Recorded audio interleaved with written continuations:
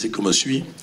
Je vais laisser la parole à mon homologue, le maire junior, qui va vous présenter son équipe et son programme. Puis Pauline Oliveira, responsable du service culture et patrimoine, vous projettera une vidéo réalisée avec son équipe et le vidéaste Rémi Négri sur quelques temps forts qui ont émaillé l'année 2022. Et puis Miss Gineste, une fois n'est pas coutume, dira quelques mots aussi sur le conseil municipal jeune, et après je reprendrai la parole pour vous présenter mes vœux. Alors avant de te laisser la parole, Esteban, je voulais souligner l'excellent travail réalisé par Line et Anne-Cécile, qui encadrent tout au long de l'année ce conseil municipal jeune. C'est une mission fondamentale, celle du devoir de formation et de transmission des bases de la vie citoyenne, celle du travail en équipe et des décisions collégiales. C'est ce que j'ai appelé la mission colibri, de l'effet du même nom.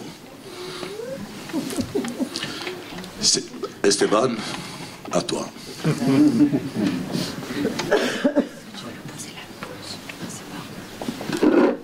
Mesdames et messieurs, bonsoir.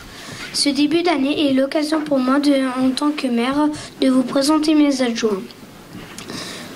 Chloé, Noah, Kim, Samy et Fanny. Et également mes conseillers, Aïlo, Mélina, Ophélie, Sacha et Juliana. Mais également les différents projets qui ont été retenus et votés par le conseil municipal jeune qui seront réalisés d'ici 2024 avec le soutien de la commune de Castellane. Les voici. Sensibiliser les gens à la pollution en écrivant un message pédagogique sur certaines grilles d'eau pluviale. Le verdon commence ici. Participer à la réflexion avec le conseil municipal sur les passages piétons et réfléchir à un projet de piste cyclable. Installer une balançoire dans le jardin public. Organiser l'irrigation des plaques de l'école élémentaire avec le nouveau nom, l'école Salinae. Et pour finir, participer au prochain calendrier de l'Avent et proposer une fenêtre solidaire. Je tiens à remercier le maire, les élus et plus particulièrement Miss Gineste et Line pour leur écoute et leur soutien. Tous les élus du conseil municipal se joignent à moi pour vous souhaiter une bonne et heureuse année 2023. Merci de m'avoir écouté. Bonne soirée à tous.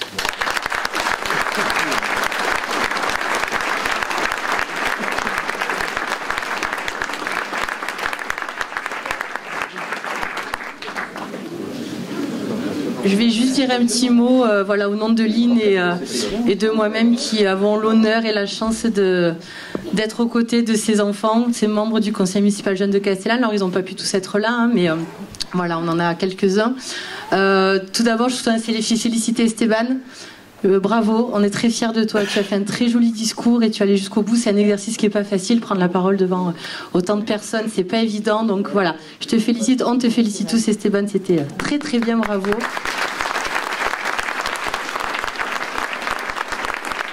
Et on voulait également féliciter tous les membres du conseil municipal jeune pour leur engagement citoyen. Voilà, à cet âge, c'est super, ils ont plein de bonnes idées et on va tout faire, tout mettre en œuvre pour les aider à les réaliser. Voilà, merci.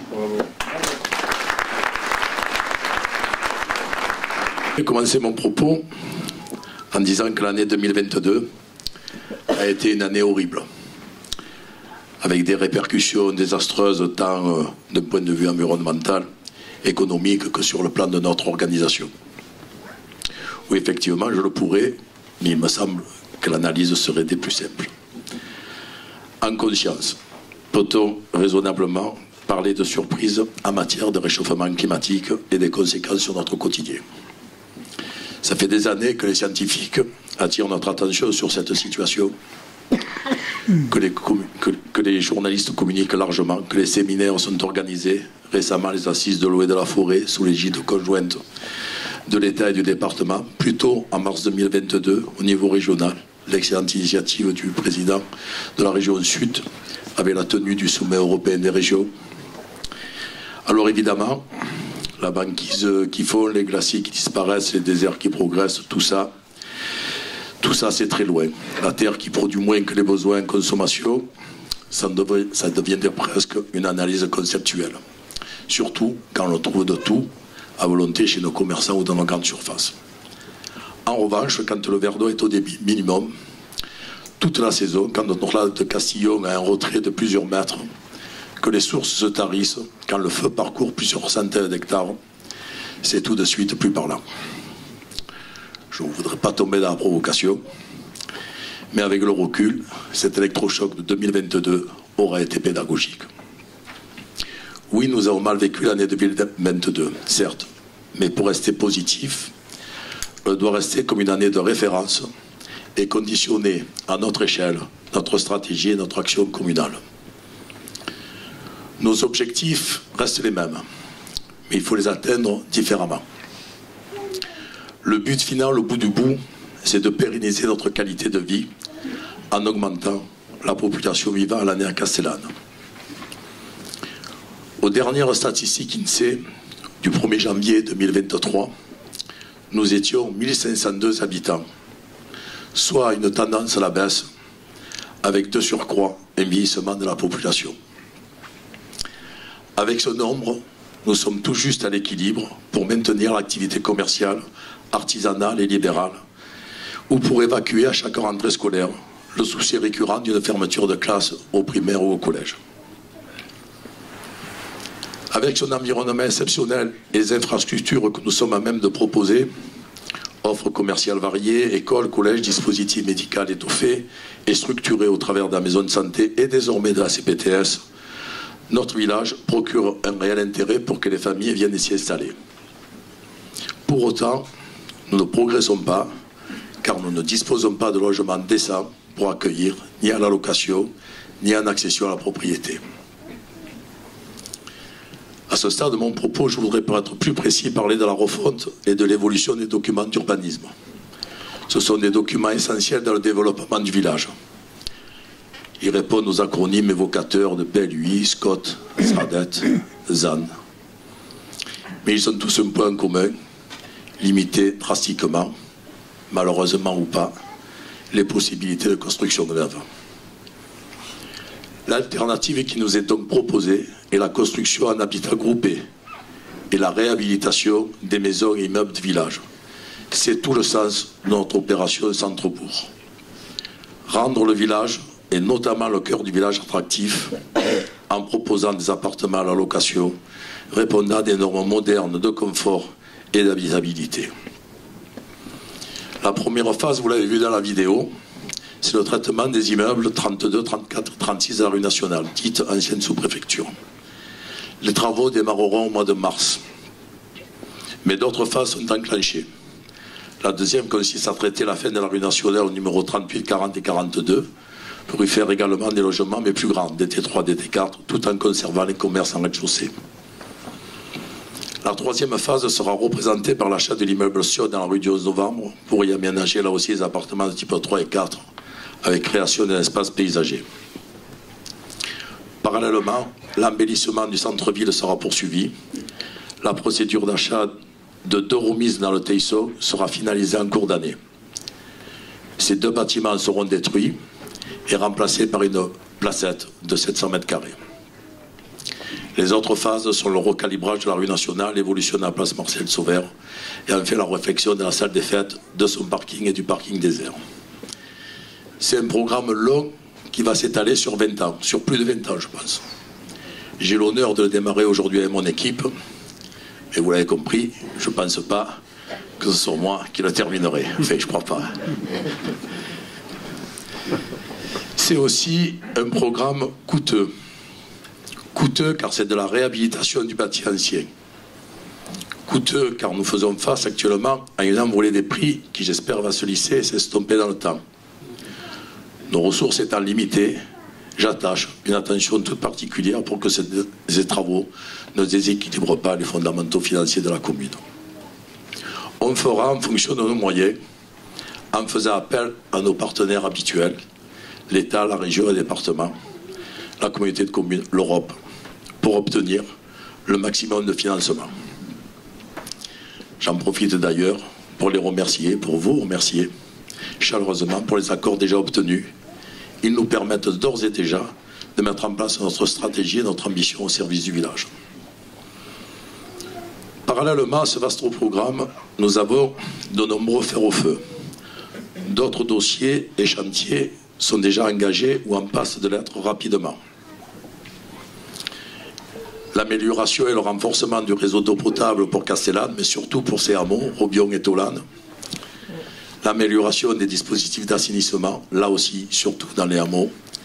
L'agrandissement de la maison médicale pour y loger de nouveaux praticiens, il y a de la demande, et permettre à la CPTS de fonctionner dans de bonnes conditions. La réfection de la voirie. Je rappelle que notre commune a 70 km de voies communales. Les routes de Talloires, Chasteuil et Eous ont été refaites. Les travaux de la rue de la Mercier et de la rue de la Paix vont commencer incessamment. Celles de la route d'Angle, de Villars-Brandis et de Sion sont d'ores et déjà prévues. L'amélioration de la piscine, avec notamment l'étanchéité des plages et dépasser la modernisation du chauffage. La création des zones d'embarquement pour les sports d'eau vive va également démarrer sous l'égide du parc avec des travaux qui seront terminés en fin d'année 2023.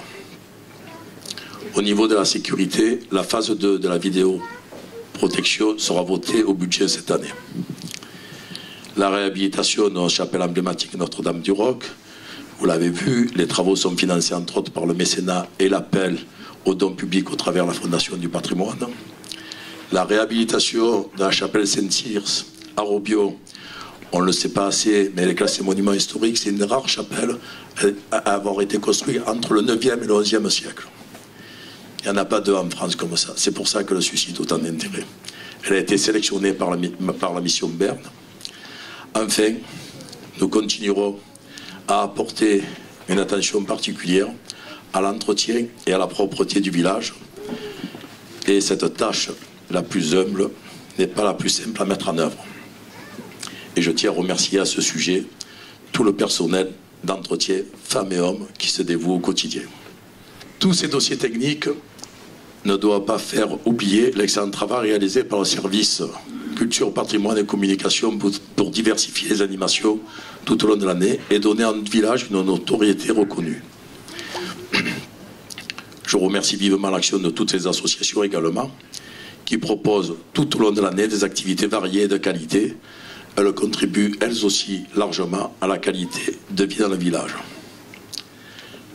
Dans les projets, j'ai bien évidemment gardé le meilleur pour la fin, celui que je surnomme le serpent de mer, ou la promesse électorale jamais tenue, parce que ça fait 30 ans qu'on le resserre. Vous l'avez compris, je veux parler de la construction du centre de secours. Ce dossier que nous portons avec l'État et le département avance quand même au pas de charge. Le lieu de reconstruction a été approuvé. Un avant-projet qui comprend un centre de secours, mais aussi des logements pour les vacataires, nous a déjà été communiqué. Il va falloir maintenant discuter sur le prix, qui en l'état n'est pas supportable pour la commune. Je m'en suis ouvert auprès de Maurice Logier, président de la CCAPV, dans le but de finaliser, de mutualiser son financement. Cela me semble logique. Ce centre de secours, compte tenu de son effectif, de sa compétence avérée, de ses moyens matériels, a vocation à intervenir et intervient déjà, lorsque c'est nécessaire, sur l'ensemble du territoire de la CCAPV. Il s'agirait donc, pour faire aboutir ce projet, d'un juste retour des choses, si je puis dire. Nous n'en sommes toutefois qu'au tout début des négociations et je vous tiendrai informé de l'avancée de nos discussions. J'en profite pour remercier très chaleureusement ce chef de centre, Jean-Marc Vincent et toute son équipe de volontaires pour le travail remarquable qu'elle effectue tout au long de l'année. En ce qui concerne le personnel communal, l'effectif a été renouvelé. Il le fallait. Pour monter en compétence, en exigence, en disponibilité et pour préparer la commune aux futurs défis qui l'attendent pour être davantage à votre service. Je voudrais ce soir tous les remercier vivement, les techniques, les administratifs, car ils ont été particulièrement sollicités lors de cette année éprouvante. Je tiens à remercier et souligner les excellentes relations qui prévalent avec la gendarmerie, les pompiers, j'en ai déjà parlé, le parc du Verdon, l'ARS, la maison technique, l'ONF et l'EDF qui a joué un rôle déterminant cette saison dans la gestion de l'eau. Je me félicite des excellentes relations avec l'État. Je remercie Monsieur le préfet Marc Chapuis pour son écoute et la sous-préfète, Madame Corinne Bord, pour son dynamisme et son implication au quotidien. Je souhaite également remercier, féliciter mes adjoints et mes conseillers municipaux pour l'excellent travail qu'ils réalisent en commission pour faire avancer les dossiers. Enfin, je souhaite remercier particulièrement Eliane Bareil et David Géant pour leur présence à mes côtés, pour la relation de confiance qui s'est construite au fil des ans et bien sûr pour leur soutien inconditionnel dans nos projets. Encore merci. Voilà, mon discours touche à sa fin, mais avant de se retrouver autour du verre de l'amitié, je souhaitais traditionnellement vous présenter mes meilleurs vœux pour cette nouvelle année 2023. Meilleurs vœux de santé sur le plan personnel, meilleurs vœux d'accomplissement sur le plan professionnel. Que cette année soit propice à la réalisation de tous vos espoirs et de tous vos projets. Merci de votre présence et de votre écoute.